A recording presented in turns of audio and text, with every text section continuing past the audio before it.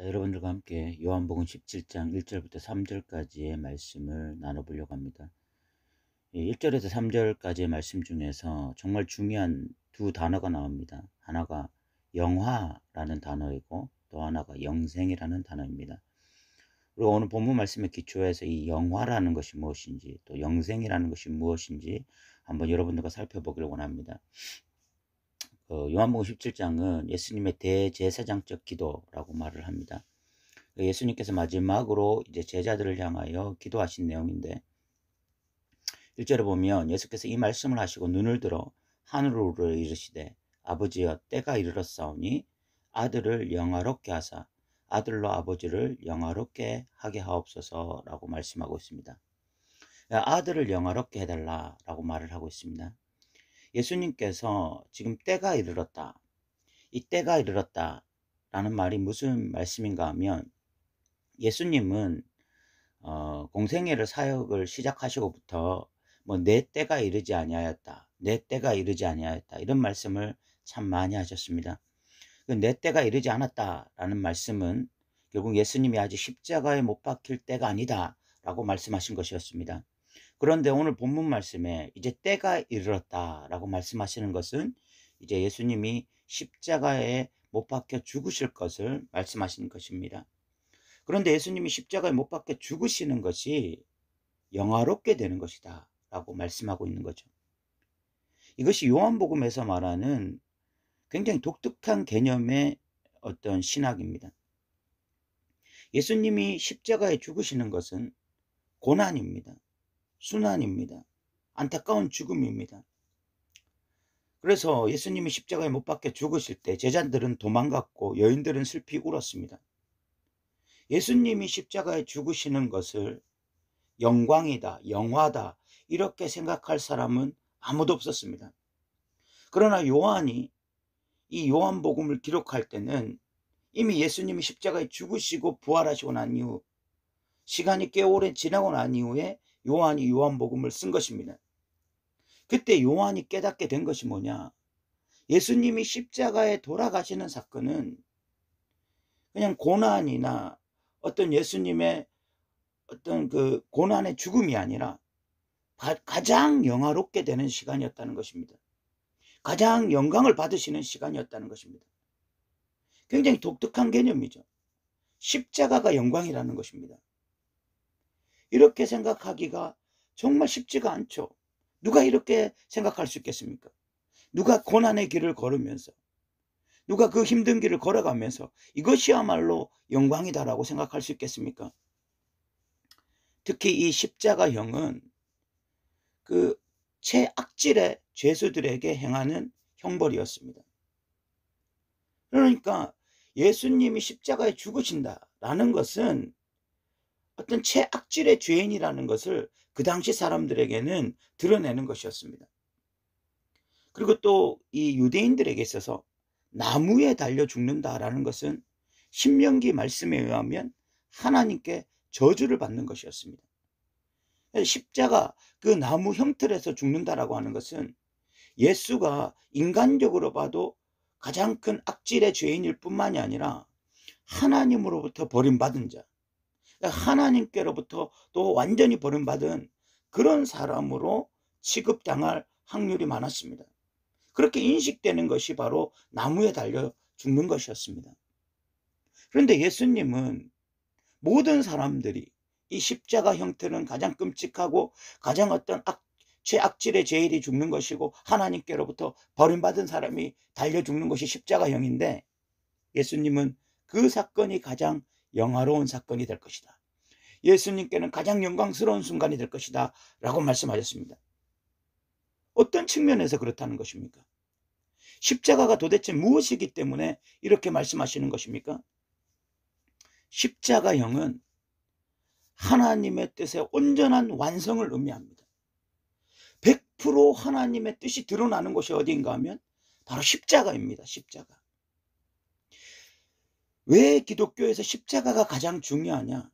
십자가는 하나님의 성품을 드러냅니다. 인간의 한계를 드러냅니다.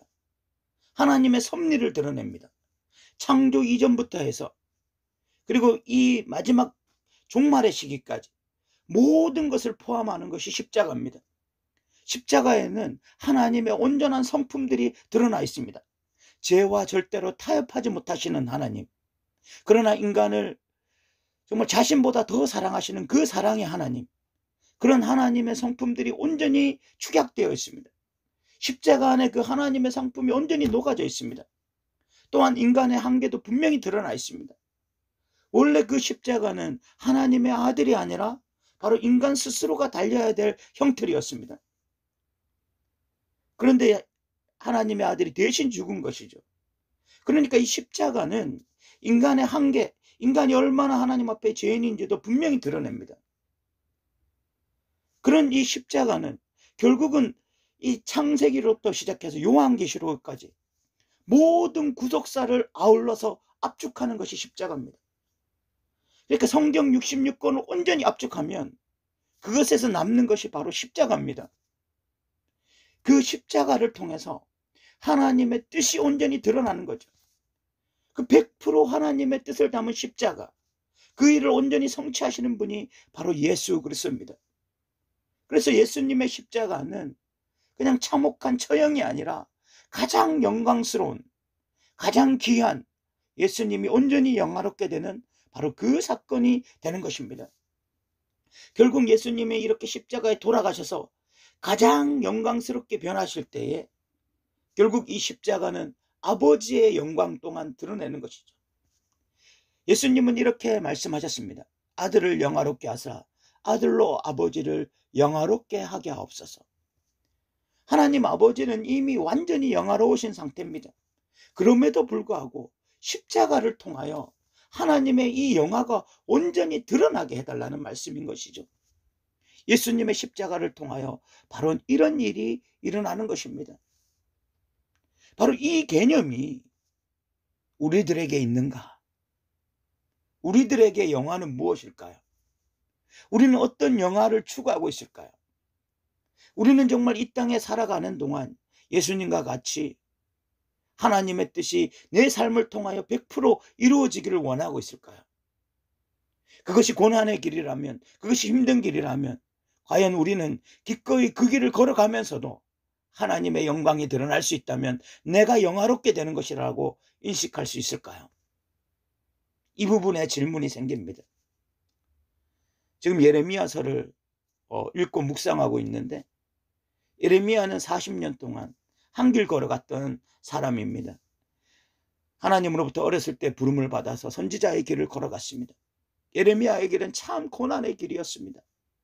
말씀을 전하면 전할수록 사람들에게 학대를 받고 멸시를 당했습니다. 누가 봐도 그 길은 너무나 고통스러운 길이었습니다.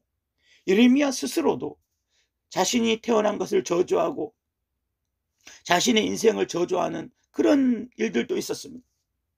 그러나 예레미야 전체 인생을 본다면 누가 그 길이 멸망의 길이고 실패한 인생이라고 감히 말할 수 있겠습니까? 예레미야 인생을 전체를 돌아보니 그 길이 얼마나 영화로운 길이었습니까?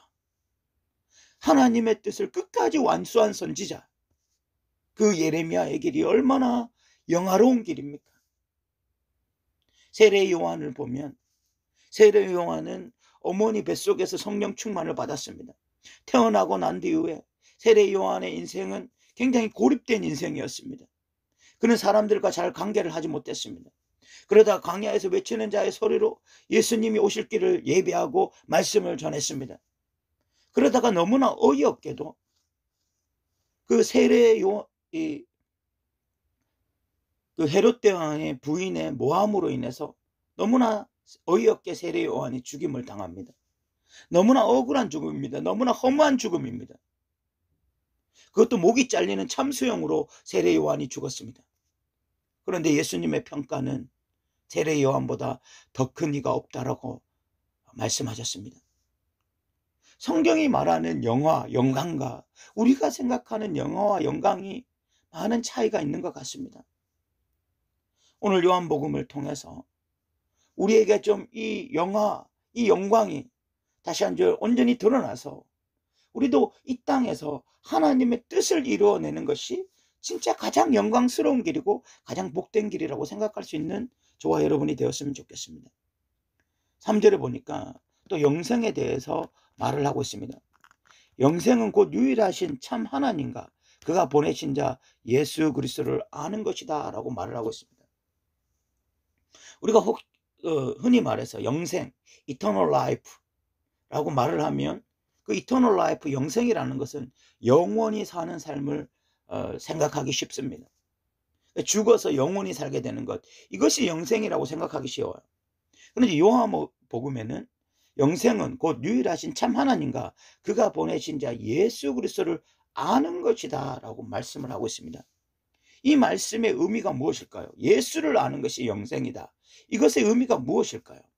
예수님은 요한복음 15장에 보면 내가 참 포도나무고 너희는 가지인데 너희가 내게 붙어 있으면 나로부터 영양분을 공급받아서 열매를 맺는다고 말씀하였습니다. 예수님 안에 있고 예수님과 붙어 있고 그래서 예수님으로부터 에너지를 받고 능력을 받아서 열매 맺는 삶, 이것이 영생이라는 것입니다.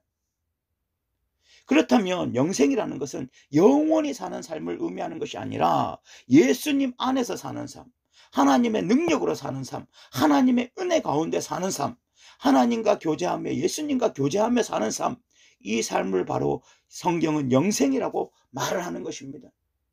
영원히 살아도 나의 능력으로 나의 에너지로 살아가는 것은 영생이 아니라 성경이 말하는 영생과는 별개의 인생인 것입니다.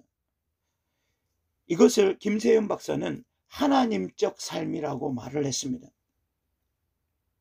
나의 능력이 아니라 예수님의 능력, 포도나무이신 예수님으로부터 나오는 능력으로 살아가는 삶, 이 삶을 바로 김세연 박사는 하나님적 삶이라고 말을 했고, 예수님은 마태나 마가나 누가복음에서 이런 삶을 하나님 나라의 삶이라고 말씀하셨습니다. 하나님의 나라가 이미 너희에게 임하였다. 진짜 하나님의 백성들은 하나님의 능력으로 사는 것입니다. 하나님의 은혜로 사는 것입니다. 하나님으로부터 자양분을 받아서 살아가는 삶인 것입니다. 이 삶이 시작된 사람은 이미 영생이 시작된 사람입니다. 죽어서 영생이 시작되는 것이 아니라 하나님적 삶, 하나님의 은혜로 사는 삶, 하나님의 능력으로 사는 삶은 이미 영생이 시작된 사람이고, 그 사람은 또한 영원히 하나님의 은혜 속에서 하나님의 능력으로 하나님적 삶을 살게 될 것입니다. 오늘 우리는 두 가지에 대해서 살펴보았는데, 하나가 영화고 하나가 영생입니다. 이 땅에 어떤 영광을 취하는 것, 그것이 정말 영화롭게 되는 것이다 라고 생각하고 살아가는 그리스도인들도 너무 많이 있습니다. 예수 믿어서 이 땅에서 더 잘 나가게 되어지고 더 유명하게 되어지고 사람들에게 칭찬과 존경을 받는 것이 영화롭게 되는 것이다 라고 생각할 수도 있습니다. 그러나 예수 그리스도는 사람들이 가장 멸시하고 사람들이 가장 싫어하던 그 십자가에 올라가는 것, 그것이 영화라고 생각했습니다. 왜냐하면 그것이 온전한 하나님의 뜻이었고 하나님의 성품을 드러내는 것이었으며 또한 우리를 구원하는 유일한 길이었기 때문에 그렇습니다. 우리에게 영화가 어떤 의미인지를 돌아보았으면 좋겠고, 또 영생이라고 하는 것은 예수 그리스도와 하나님을 아는 것입니다. 다른 말로 하면 하나님적 삶을 사는 것입니다. 요한복음 15장에 예수가 포도나무가 되고 우리가 가지가 되어져서 예수님이 주시는 자양분, 에너지로 살아가는 삶을 바로 영생이라고 말을 하는 것입니다. 지금 내가 내 힘으로 살아가고 있다면 그것이 바로 지옥입니다. 내가 지금 내 힘으로 아둥바둥 살아가고 있다면 그것이 바로 지옥이에요. 그러나 내가 지금 하나님의 은혜로 하나님의 능력으로 그 하나님으로부터 에너지를 받아 살아가고 있다면 이미 나는 영생을 소유한 자입니다. 우리 모두 영생을 소유하여 지금부터 믿음으로 살아가는 저와 여러분 되시기 바랍니다. 오늘도 들어주셔서 감사합니다.